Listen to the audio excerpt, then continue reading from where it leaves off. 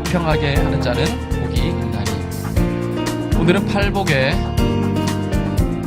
7번째 복인 화평하는 자의 복입니다. 이 강해 설교를 하다 보면 때로는 의도치 않는데 하나님이 참 시의적절하게 메시지를 주실 때가 있습니다. 전 세계적으로 참 화평하지 않죠? 그렇잖아요? 그런데 제가 의도한 것도 아닌데 화평하게 하는 자의 메시지를 오늘 주십니다. 그리고 감사하게도 다음 주가 이제 팔복의 메시지 8번째 갈무리하는 시간입니다. 전체 마무리하는 시간이요. 근데 다음 주가 감사절입니다. 팔복의 메시지를 다 받고 감사를 하나님 앞에 드릴 수 있게 제가 계획한 것도 아닌데 하나님이 섭리하셨습니다. 이 화평하게 하는 자의 복이 오늘 이 시대와 또 이 상황들을 돌아보면서 우리 가운데 새로운 메시지로 다가올 수 있기를 간절히 원합니다. 예수님이 우리에게 도전하시길 이렇게 말합니다. 화평하게 하는 자는 복이 있나니. 자, 화평하게 하는 자의 복 또한 제가 말씀드렸듯이 심령이 가난하고 마음에 하나님이 임재함으로 애통이 일어나고 또 세상을 향해 하나님의 뜻을 이루고자 하는 온유의 마음이 일어나고 또 하나님의 의를 사모하는 줄이고 목마른 자가 되는 것은 마음의 변화입니다. 이거를 회개라고 이야기하죠. 메타노이아. 마음의 중심이 하나님을 향해 돌아선다는 겁니다. 그런데 그 다음 5번째 복부터는 다 무엇을 말하느냐? 그 마음이 변화된 자가 너만 마음이 변화되고 너만 천국을 누리라는 게 아니라 진짜 복 있는 사람은 실천의 삶으로 나아가라고 말합니다. 그래서 5번째 복이 뭡니까? 세상의 영혼들을 긍휼히 여기는 자는 복이 있다라고 말했습니다. 자, 긍휼히 세상을 여기며 실천하며 나아가 하나님의 그 나라를 맛보게 하고 마음이 청결한 자가 되어서 세상에 있는 영혼들을 품는 자가 돼야 되고 또 오늘의 이 화평하게 하는 복 또한 마음의 중심이 변화된 자들이 세상에 나가 실천하라는 겁니다. 그래서요, 예수님은 우리에게 이렇게 가르치질 않았습니다. 뭐라고 얘기하지 않았냐? 화평한 자는 복이 있나니 이렇게 말하지 않았어요. 잘 보십시오. 예수님은요, 화평한 자가 아니라 어떻게 하는 자? 화평하게 하는 자가 복이 있다는 겁니다. 여러분, 여기서 잘못 생각하시면 안 됩니다. 화평한 자가 복이 없는 게 아닙니다. 그것도 복이죠. 그런데 성도의 복은 거기서만 멈추는 게 아닙니다. 세상 사람들은요, 어떤 복을 받고자 하냐면요, 자기가 화평한 거. 그죠? 아니, 세상 사람들 다 분란 일으키고 막 머리 쥐어뜯고 이런 거 원합니까? 아니잖아요. 세상 사람들도 다 화평하고 복 받는 거 원합니다. 세상 사람들의 복이 거기서 그친다면 믿는 자의 복은 거기에서 그치는 것 아니라 더 넘어서 화평하게 하는 자가 복이 있다라고 예수님은 말씀하신 겁니다. 이것이야말로 진정으로 큰 복이라는 거죠. 그 사람이야말로 진정으로 세상의 복만 아니라 하늘의 복까지 받은 사람입니다. 제가 철학자 얘기는 잘 하지 않는데 이 철학자가 참 멋진 말을 해서 이 철학자 카를 야스퍼스라는 사람이 있는데 이 사람이 인간론이라는 글에서 이런 문장을 씁니다. 자, 뭐라고 이 카를 야스퍼스가 말하냐면요. 자, 오늘날 절망적으로 이 세계에 이 도처에 무엇이 남았는가라고 묻는 자가 있다면 이 야스퍼스가 말합니다. 누구에게나 너는 할 수 있음으로 존재한다. 이 대답이 주어진다는 겁니다. 철학자가 한 말이라 지금 이게 이해가 갈 듯도 하고 말 듯도 하고 의뢰가 될 듯도 하고 말 듯도 하죠. 이 야스퍼스가 던지는 물음이 이겁니다. 참 절망적인 세대라는 거예요. 소망이 없는 이 시대 세계 도처에 도대체 우리에게 남겨져 있는 게 뭐냐라고 사람들이 절망 가운데 절규한다는 겁니다. 그때에 누구에게나 이 야스퍼스가 말하는 거죠. 너는 할 수 있음으로 존재한다. 이 대답이 각자에게 주어진다는 겁니다. 여러분, 계몽주의의 문을 열었던, 너무 어렵게 가나? 쉽게 얘기할게요. 이성의 문을 열었던, 여러분, 데카르트가 이런 얘기하죠. 인간의 존재가 뭔지를 물어봤더니 잘 모르겠는 거예요. 왜냐면 인간이 너무 복잡다단하니까. 그죠? 여기 있는 사람도 너무 다 복잡다단하죠. 그런데 인간이란 존재가 무엇인지를 명확하게 정의 내릴 수는 없지만 인간이란 존재가 살아있다고 하는 것은 생각하는 걸 보니 내가 내 존재가 뭔가를 끊임없이 존재의 사유에 대해서 생각하는 나를 보니 내가 존재하는구나. 그래서 데카르트가 이런 얘기를 하죠. 나는 생각한다. 고로 나는 존재하는 인간이다. 그런 맥락에 있는 거예요. 너가 왜 진정한 이 땅 가운데 살아있는 존재냐? 네가 무언가를 뭐 할 수 있기 때문에. 할 수 있음으로 너는 존재하는 거다. 이건 진짜 철학자의 말이지만 할렐루야입니다. 우리는요, 세상 가운데 화평하게 하는 자가 돼야 됩니다. 그래야 성도로서 진정한 존재의 의미가 꽃피워질 수 있는 겁니다. 하나님은요, 분명하게 여러분에게 세상을 위해 일할 수 있는 각자의 아주 작지만 달란트를 주셨습니다. 우리가 가진 달란트를 가지고 이 세상에 정말 뭐죠? 이 스피노자처럼 세상 내일 무너진다 할지라도 사과나무를 심는 용기를 우리가 우리의 삶 가운데서 발휘해 나갈 때 그 작은 곳에서 희망은 피어나는 겁니다. 바로 그곳에 주님의 메시지를 심는 자가 있기 때문입니다. 세상에 평화를 사랑한다고 이야기하는 사람 많습니다. 평화를 원한다고 말하는 사람도 많습니다. 그런데 평화를 위해 일하는 자는 사실 드뭅니다. 성도는 그 사람이에요. 시대가 원하는 바로 그 사람이 돼야 됩니다. 우리가 화평하게 하는 자가 복이 있다라고 말하는데 이 화평이 어떤 의미를 가진 말이냐? 헬라어로 이 화평이라는 말이 에이레네입니다. 이 에이레라는 말은 질서, 조화, 그리고 완전한 자유, 거기에 언약 관계, 약속된 관계라는 뜻까지 담고 있습니다. 그래서 이 성서적인 용어인 이 에이렌의 이 평화를, 화평을 이렇게 정리할 수 있습니다. 제가 정리하기를 하나님의 언약 안에서, 이건 세상이 말하는 평화가 아니에요. 우리가 주님 안에서 느끼는 화평이 뭐냐? 하나님의 약속, 하나님이 내 아버지시고 우리가 주님의 자녀라고 하는 이 언약 안에서 뭐와? 질서와 조화와 완전한 자유를 누리며 사는 것. 이게 성경이 말하는 화평입니다. 그래서 이 화평이 이루어진 이상이 뭐냐? 성서에서 말할 때 이 히브리인들은 이런 인사를 합니다. 이 샬롬이 바로 하나님의 화평이 이루어진 이상입니다. 그러면 성경에서 말하는 샬롬, 그리고 세상에서는 이걸 무엇이라 말하냐면요, 평화라고 말합니다. 그래서 피스, 그죠? 세상은 평화를 원하죠. 그래서 세상은 평화를 말합니다. 그런데 성경은 샬롬을 말해요. 그러면 샬롬과 평화가 같은 말이냐? 같은 의미를 말하는 것 같지만 전혀 다른 뜻입니다.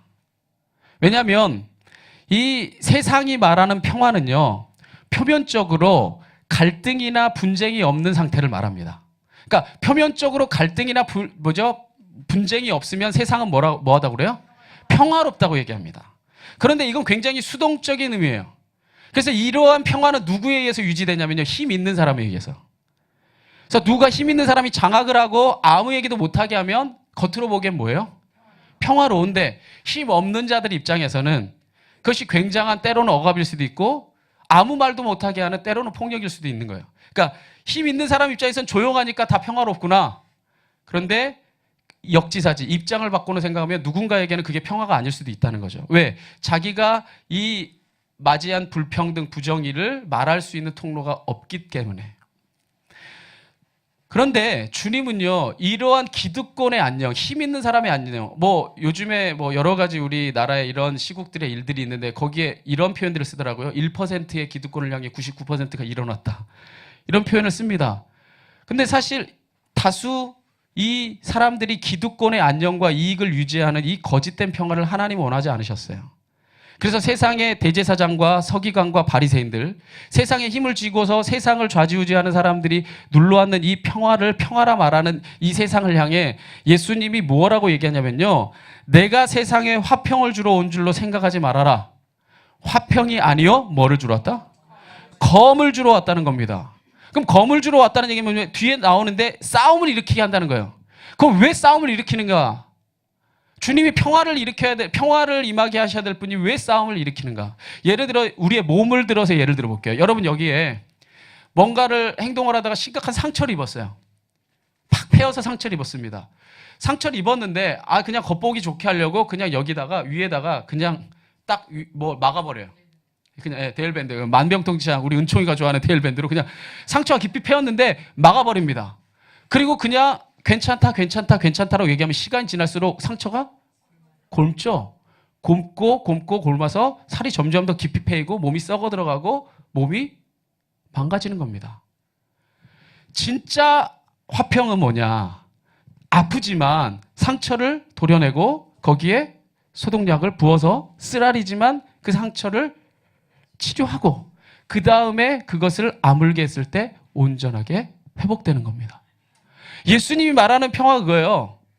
아니 바리새인들이 창녀와 세리는 구원받지 못한다고 생각하고 믿고 저들을 배제하고 차별하고 저들을 미워하고 저들 인간 대접도 하지 않는 그러한 모습 가운데 자기만 구원받는다고 이야기하는 이 하나님을 믿는다고 하는 이 백성들의 이 부정의함을 도려내라는 겁니다.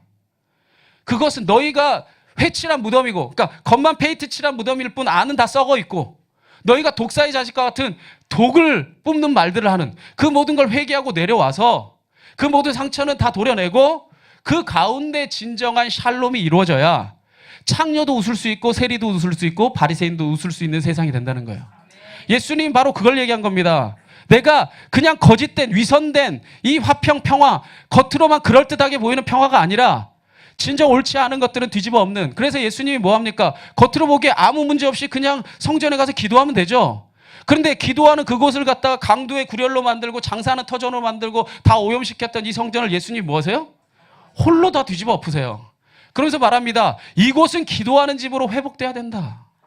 그것이야말로 검을 들으셨던, 온유함으로 분노하셨던 바로 예수님의 모습이었고, 바로 그 가운데 예수님은 자신의 모든 것을 주심으로 십자가로서 이 땅에 화평의 구원을 주신 줄 믿습니다. 그래서 이 샬롬의 의미가 뭐냐면요, 조화와 통일. 조화와 통일은요, 늘 나의 입장도 있지만 누구의 입장도 있어요. 상대방의 입장도 함께 이루어져야 조화가 일어나죠. 그죠? 나의 이야기만 하면 서로가 한 목소리로 통일될 수가 없죠. 그래서 온전함과 완전함을 이루는 겁니다.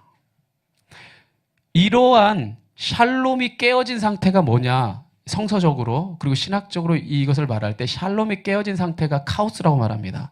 이 카오스가 뭐냐면요, 혼란입니다. 그래서 평화가 깨진 곳에 혼란이 일어나죠.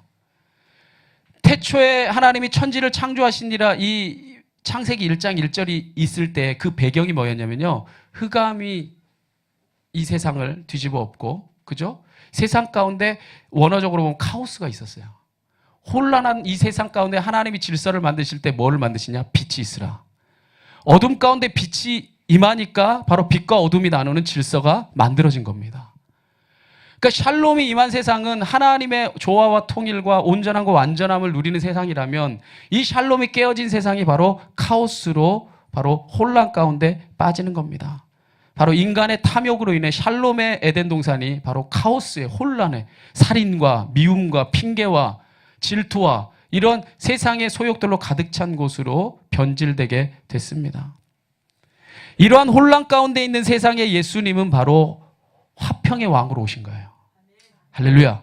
그래서 예수님의 탄생을 기록하는 누가복음 2장 14절에 뭐라고 말하냐면요, 예수님이 이 땅에 태어났을 때 지극히 높은 곳에서는 하나님이 뭘 받으셨고? 영광을 받으셨고, 땅에서는 하나님이 아주 기뻐하시는 사람들 중에 뭐가 임하였다? 예수님이 이 땅에 오시니 비로소 평화의 완전체가 오신 거예요. 할렐루야. 하나님은 영광을 받으시고 이 땅에는 모든 이들이 기쁨을 회복할 수 있는 평화가 바로 예수님으로 인해 이 땅에 오셨습니다. 우리가 아까도 찬양을 드렸지만 예수님이 이 땅에 오셔서 주는 평화, 모든 세상에 막힌 담을 허시고 세상의 모든 배제와 차별의 담을 허셔서 유대인과 이방인이 하나 되게 하시고 하나님의 나라를 얻게 하시고 모든 이들이 화평케 되기를 원하셨어요. 보세요. 제가 아까도 말씀드렸지만 창녀와 세리를 사랑하셔서 저들은 구원도 못 받는다라고 자기의 존재를 비하하고 저 구석에서 울고 있는 자들을 역사의 중심으로 끌고 오셔서 너희도 얼마든지 구원받을 수 있다. 너희도 얼마든지 하나님의 자녀라고 인정해 주시고, 너무 높아져서 하나님도 안 보이고 하나님이 이 땅에 몸을 입고 오신 예수님도 안 보여서 콧대가 높아져서 내가 진리고 내가 전부고 나만 구원받을 수 있는 존재라고 이야기하던 바리새인과 서기관들과 수많은 이 사두개파 사람들에게 회개하라고 외치심으로써 그들을 구원의 자리로 내려오게 하셨어요. 오만한 자리에서 겸손의 자리로 내려오게 하셔서 모든 이들이 예수님을 통해 한 자리에서 어우러져서 만나게 하셨습니다. 할렐루야. 그게 어느 현장에서 일어납니까? 예수님의 십자가에서요. 니고데모는 바리새인 중에 바리새인입니다. 그러니까 니고데모는 많이 학식도 뛰어난 사람이고 바리새인의 자리였는데 저가 예수님을 장례하기 위해서, 그죠? 나드 백근을 가지고 내려옵니다. 그리고 또한 아리마대 사람 요셉은요, 사두개파 사람으로 부자입니다. 그가 예수님의 십자가 그 앞에서 자기가 장사하겠다고 기꺼이 내려옵니다. 그리고 예수님의 부활의 현장을 가장 먼저 발견한 사람이 누군지 아세요? 그 당시에 인간으로 취급도 못 받던 막달라 마리아입니다. 여자와, 그리고 버림받았던 마리아 창녀와, 그리고 아리마대 사람 요셉과 많이 배운 바리새인 니고데모와 모든 이들이 예수님 안에서 만나고 있어요. 이건 세상이 줄 수 없는 평화였고요. 세상에서 도저히 이루어질 수 없는 평화였어요. 왜냐하면 이 사람들은요, 창녀와 세리하고는요, 아예 밥조차 먹질 않습니다. 창녀와 세리뿐 아니라 죄인이라고 생각하는 사람들은요, 바리새인들이 아예 밥조차 먹지 않습니다. 왜냐하면 밥을 같이 먹으면 저하고 나하고 계급이 똑같다고 여겼어요. 유대인들은. 밥조차 같이 먹지 않던 사람들이 함께 모여서 예수님 안에서 어우러져서 기독교인이 된 것입니다. 이것이야말로 예수님이 이 땅에 오신 온전한 평화입니다.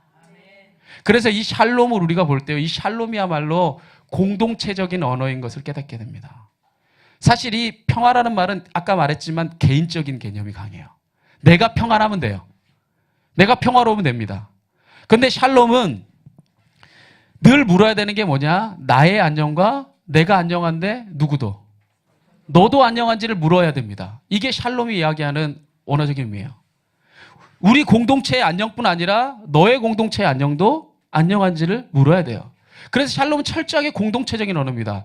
우리가 안녕할 때 비로소 그 땅이 샬롬입니다. 할렐루야. 예수님은 그러셨어요. 여러분 오해하지 마십시오. 예수님이 창녀와 세리만 사랑한 게 아닙니다. 예수님은 바리새인과 서기관도 얼마나 사랑한지 몰라요. 그러니까 목숨 걸고 회개하라고 하죠. 목숨 걸고 구원의 자리로 내려오라고 하는 겁니다. 만약에 사랑하지 않았던들 가난한 자만 찾아내면 되죠. 그래, 여러분 보십시오. 저가 바리새인과 삭개오 다 찾아갑니다. 저 부유한 자 가난한 자 다 찾아갑니다. 예수님은 누구나 사랑하셔서 가난한 자도 부유한 자도 힘 있는 자도 힘 없는 자도 장애인도 건강한 자도 누구나 구원의 자리에 임하기를 원하셨습니다. 그래서 이 동화 작가인 하마다 게이코는요, 이 동화를 쓰면서, 참 동화를 쓰면서도 이렇게 철학이 있는 분들이 있어요. 이 평화의 속성을 동화 속에서 아주 명확하게 이렇게 밝혀냅니다. 그가 하마다 게이코가 이 평화란 어떤 걸까? 이 동화책에서 뭐라고 평화를 정의하냐면 이렇게 말합니다. 평화란 내가 태어나길 잘했다고 하는 것, 또한 내가 태어나길 잘했다고 하는 것, 그리고 너와 내가 친구가 될 수 있다고 하는 것, 이게 평화예요. 오늘 제가 어제 한밤중에도 거의 100만에 가까운 우리 이 한국 땅에 있는 많은 사람들이 지방에서도 무려 10여만 명이 올라와서 참 목소리를 높이는, 그래도 어떤 폭력적인 일들이 일어나지 않고 참 감사하게도 자기의 목소리를 이야기하고 갔는데, 거기서 이제 중간중간 이렇게 유튜브나 이런 데 보면 자기의 목소리를 내는 사람들이 있어요. 그죠? 이렇게 목소리를 내서 이 기록된 것들을 보면 이 사람들이 하는 말들이 대부분 이겁니다. 공평하게 평가받고 싶다.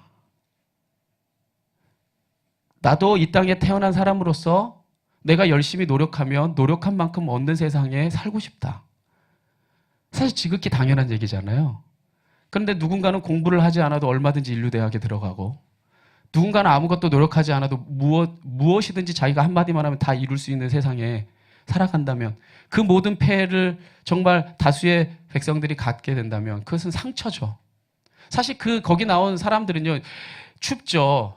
시간도 들죠. 돈도 들죠. 근데 왜 나온 겁니까? 상처받았다는 얘기예요. 사실은. 그죠? 저는 뭐 정치적인 걸 떠나서 그 상처가 참 가슴 아팠습니다. 저는 미국 대선의 결과를 보면서 참 가슴 아픈 게 있어요. 저는 뭐 누구를 지지하는 사람도, 저는 미국 시민권을 가져서 뭘 뽑는 사람도 아닙니다. 근데 참 가슴 아픈 게 뭐냐면요, 한 대통령이 후보가 당선이 됐죠.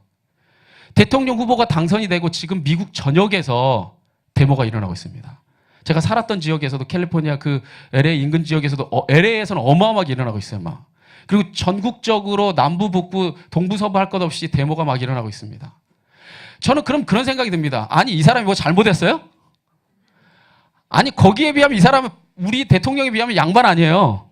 아니, 뭐밖에 안 됐어요, 이 사람은. 당선밖에 안 됐어요. 이 사람이 뭐 한 거 있어요? 아니, 뭐 잘못한 것도 없잖아요. 잘못한 것도 없고 무언가 행한 것도 없는데, 불과 당선된 지 지금 4, 5일밖에 안 지났는데 왜 도처에서 이렇게 많은 사람들이 들고 일어나는가? 그 본질을 볼 때 마음이 아프다는 겁니다. 왜냐하면 이 사람이 이 모든 대통령이 당선되는 과정에서 행했던 모든 언행과 선택했던 모든 것들이 거기서 배제됐다고 생각하는 사람들이 두려우니까 일어나는 거예요. 배제됐다고 생각하는 사람들이. 거기서 벗어났다고 생각하는 사람들이. 그게 마음 아픈 겁니다. 세계에서 가장 힘 있는 사람이 이제 지도자로 서게 될 텐데 우리가 함께 갈 수 있습니다. 우리가 얼마든지 함께 호흡할 수 있습니다. 우리가 함께 사는 세상입니다라고 이야기해 준다면 그 사람들이 그 상처가 다 저는 치유될 거라 믿습니다. 진정한 복음 안에 오면 예수님의 마음을 가지면요. 세상에 상처 입은 사람들의 마음을 끌어안는 자가 됩니다. 우리는 그런 사람이 돼야 돼요. 우리가 누군가를 비판하고 비난하는 것도 좋지만 그러나 그것은 비난으로 가지 마십시오. 비판적으로 생각해야 됩니다. 그래서 우리가 내가 지금 행할 수 있는 일이 무엇인가를 물을 수 있을 때 우리가 진정한 크리스찬이 될 줄 믿습니다. 저는 이러한 우리의 이 성도들의 이 목소리와 성도들의 움직임들이 하나하나 일어날 때에 이 세상에 진정한 변화가 오게 될 줄 믿습니다. 그러면 이 예수님의 이 샬롬을 통해서 우리가 이루고자 하는 궁극적인 비전이 뭐냐? 저는 이걸 한 가지의 개념으로 정리하고자 합니다. 여러분 한번 같이 고백할까요? 생명 살리기. 그렇습니다. 우리가 이 땅 가운데 화평을 이루게 함으로써 이루고자 하는 궁극적인 일은 뭐냐면요. 생명을 살리는 겁니다. 이거는 영, 육이 다 상관이 있는 겁니다. 영적으로 죽어가서 소망 없이 절망 가운데 죽어가는 영혼들에게 이 영혼의 복된 소식도 나누고 정말 세상에 소망이 없어서 진짜 말 그대로 주저앉고 우울증에 빠져서 세상에 죽어가는 영혼들에게 우리의 사랑을 나눠서 저들의 생명을 살리는 길에. 그래서 제가 아까도 말씀드렸듯이 창녀와 세리가 자기의 인간 존재 자체를 비하하는 그때에 너도 얼마든지 살 수 있는 생명이고 너도 얼마든지 사랑받는 생명이고 너도 얼마든지 하나님의 축복된 존재라고 하는 말을 우리가 나눌 수 있는 자가 되는 것. 그것이 성도의 의무이고 마땅히 감당해야 될 사명인 줄 믿습니다. 예수님이요, 이 땅에 생명 살리려고 오셨어요. 우리에게 천국의 복음을 전파해 주셨고 천국의 복음만 전파해 주고 배불러라 너희가 충만해라 말하지 않고 저들의 정말 사연 많은 삶에 다가오셔서 손잡아 주시고 말씀해 주시고 회복해 주셨습니다. 그렇다면 이제 우리가 묻습니다. 그러면 목사님 우리가 어떻게 해야 될까요? 그럼 제가 어떻게 해야 되는데요? 당장 뭐라도 들고 나갈까요? 여러분이 이 평화, 화평하게 하는 자가 되는 데는요. 저는 이 공자가 참 좋은 말을 했다고 생각합니다. 공자의 이 과정들이 우리에게 주는 통찰이 있다고 생각하는데 이 공자가 세상을 다스리는 사람은 이렇게 해야 된다고 했어요. 수신하고 제가하고 치국해서 평천할 이뤄라 얘기합니다. 이 얘기가 뭐냐면 수신이 뭡니까? 자기의 몸을 먼저 깨끗게 하라, 돌아보라는 겁니다. 여러분, 세상의 평화를 얘기하면서 세상의 평화 얘기하고 세상의 평화 말하면서 자기가 진정 평화를 사랑하지 않으면요. 그 평화를 이야기하는 과정에 폭력만 나올 뿐이에요.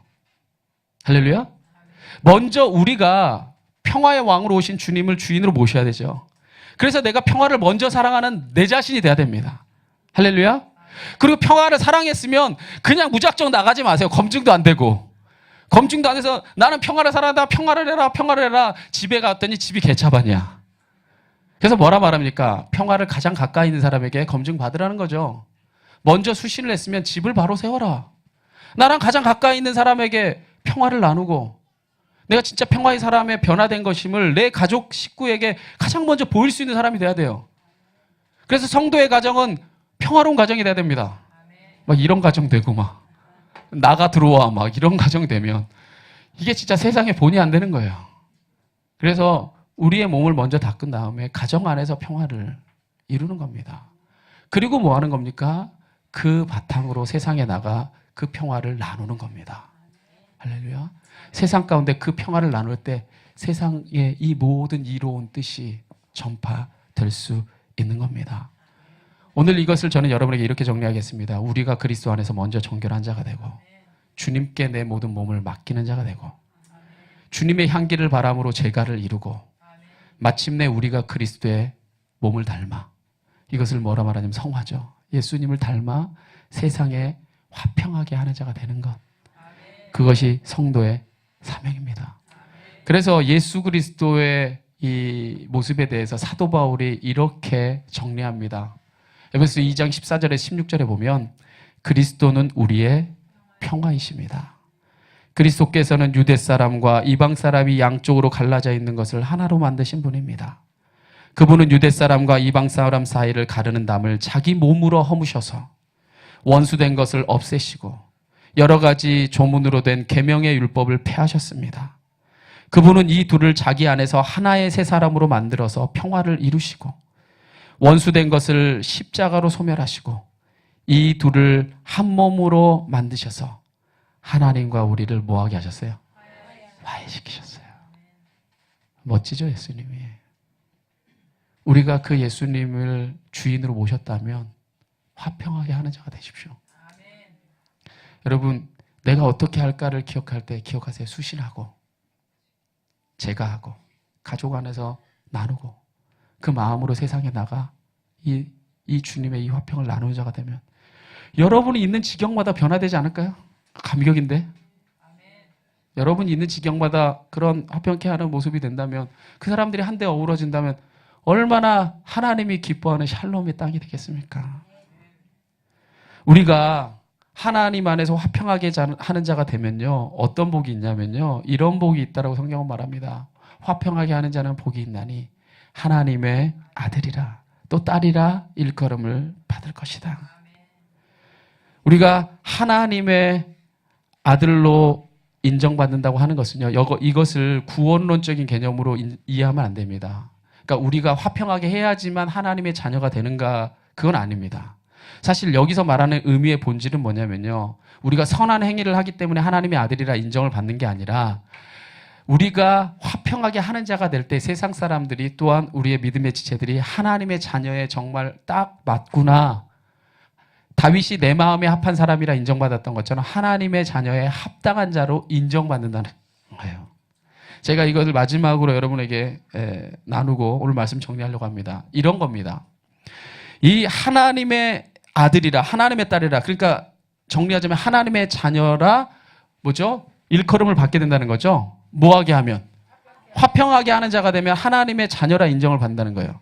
여기서 우리는 자녀라는 말에 이 속성에 이 핵심이 있습니다. 보세요. 모든 자녀는, 우리 저기에 지연이도 있지만 모든 자녀는 누구의 속성을 그대로 빼박습니까? 부모의 속성을 그대로 빼다 박아요. 그죠? 그래서 옛날에 제가 설교할 때도 이런 얘기 했지만 저는 박미선이 그 처음에 개그맨으로 등장해서 이렇게 혼자서 개그하는 거 있었어요. 근데 그때 그 뭐죠? 첫 그 개그할 때 모습이 너무 인상이 깊어가지고 아직까지 그 대사가 기억나요. 어떤 귀부인이 나왔어요. 어떤 귀부인이 나왔는데 강아지 한 마리를 막 들고 나오는 거예요. 그래서 강아지 한 마리 막 들고 나오니까 이게 이제 박미선이 그때 개그죠. 이렇게 해서 너무 이뻐요. 뭐 너무 이뻐 이 개새끼 막 이러는 거예요. 너무 이뻐요 막 개새끼 하니까는 이 귀부인이 코미디 프로에서 뭐야 이 여자. 그래서 되게 기분 나쁘는 거, 뭐예요? 이렇게 하니까 죄송해요, 제가 말 잘못했어요 이러는 거예요. 어머 이뻐 이 개자식아 이러는 거예요. 그래서 내가 그때 그 개그가 개자식아 이 개자식아 막 이러는데 막 너무 그 기억에 남듯이 얘기했습니다. 여러분 그렇죠. 개 새끼는 뭐 개새끼건 뭐 개자식이건 순화시켜서 강아지건 개 새끼는 개 속성을 그대로 떼담죠. 뭐 가르쳐주지 않아도 알아서 짓고 가르쳐주지 않아도 할 것들을 본성을 그대로 빼다 박습니다. 그럼 사람의 자녀들은 안 그런가? 여러분의 자녀들은 안 그래요? 이건 꼭 안 배웠으면 좋겠다라고 생각하는 거 그대로 다 담잖아요. 제가 우리 그 고용훈 집사님 그 신방을 갔다가 진짜 저는 그 되게 감동받은 게 유빈이가 이 중1이 아니에요. 그죠? 이제 파릇파릇한 중1. 이제 내년부터 조심해야 돼요. 중2는 아무나 건들면 안 돼. 우리의 상전이에요. 중2는 1년 동안의 상전인. 그 유빈이가 밥을 먹는데 갈치젓갈을 먹는 걸 제가 한번 갖다 달라고 그랬어요. 좋아한다길래. 먹어보니까는 저한테는 그저 그래요. 근데 유빈이 되게 산의 진미가 많았거든요. 막 그 해물이랑 막 그 갈비에다 막 되게 많은데 갈치젓갈을 갖다 먹는 거예요. 누구 식성일까요? 아파식성이죠. 그 갈치젓갈을 누가 그 비린내 나고 이러는 거 중1이 그 갈치젓갈 갖다가 막 팍팍 비벼가지고 막 먹는 거예요. 그런데 먹는 모든 이런 식성들이 대부분 집사님을 닮았다는 거예요. 아니 보세요. 피자 이런 거 그렇게 좋아하진 않는데 달가워서 좋아하지는 않고 그러니까 먹긴 먹는데 갈치젓갈 훨씬 좋아한다는 겁니다. 여러분 사람도요 다 부모의 속성을 그렇게 빼다 박습니다. 때론 가르치지 않아도 그죠? 나옵니다. 그러면 하나님이 이 땅에 오셔서 예수님이 이 땅에 오셨으니 보세요. 사람의 자녀는 사람이듯이 그죠? 동물의 자녀가 동물이듯이 하나님의 아들은 하나님이시죠. 그죠? 그래서 하나님이 이 땅에 오셨어요. 그래서 하나님의 속성을 그대로 가지고 오셨습니다. 사랑과 평화로. 우리 가운데 오셔서 우리의 모든 삶을 위로하시고 구원해 주셨어요. 그리고 하나님 나라 가셨습니다. 그리고 예수 그리스도를 믿는 자마다 하나님의 자녀가 되는 권세를 주셨어요. 자, 그렇다면 우리가 하나님의 아들, 딸이 됐죠. 그렇다고 한다면 여러분이 하나님의 아들, 딸이라는 증거, 일컬음을 받는 증거는 뭘까요? 하나님의 속성이 드러날 때. 할렐루야. 하나님이 사랑의 하나님입니다.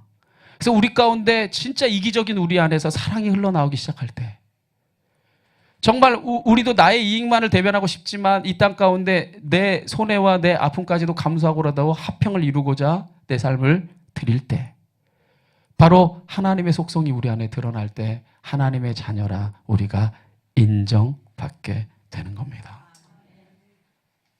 오늘 말씀 정리하겠습니다. 우리는요 이 평화 없는 세상에 평화의 길을 선택한 사람들입니다. 한 목사님의 이 구절이 제가 너무 가슴에 와닿아서 여러분과 이 구절을 함께 나눕니다. 우리가 이 평화 없는 세상에서 평화를 선택하며 걸어갈 때에 평화에 이르는 길은 없습니다, 사실. 너무나 하나님이 원하는 샬롬의 이 거대한 이 끝에 누가 담겠습니다. 그러나 평화가 곧 길입니다. 우리가 샬롬의 세상을 이루는 건요. 내가 한 걸음 걸어갈 때 화평하게 하는 자의 길을 선택하는 거예요. 할렐루야. 또 한 걸음 걸어갈 때 화평하게 하는 자의 길을 걸어가는 거예요. 뭔가 대당한 화평의 이상만 남겨놓고 무작정 걸어가는 길이 아니라 우리가 걸어가는 길이 화평하게 하는 길입니다.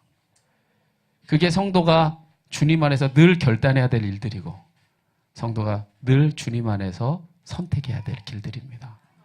우리가 화평하게 하는 자가 될 때 내가 서 있는 곳, 내 가정, 나의 지경들이 바로 하나님이 원하시는 샬롬의 세상으로 온전케 변화될 줄 믿습니다.